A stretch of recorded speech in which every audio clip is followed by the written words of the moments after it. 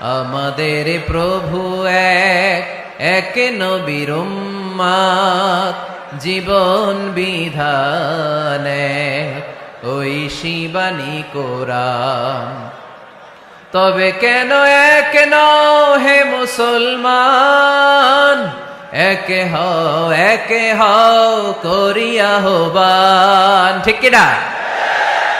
বাইতুল্লাহ এক, মদিনা শরীফ এক, উহুদ পাহাড় এক, বদরের মাঠ এক, ঠিক কিনা?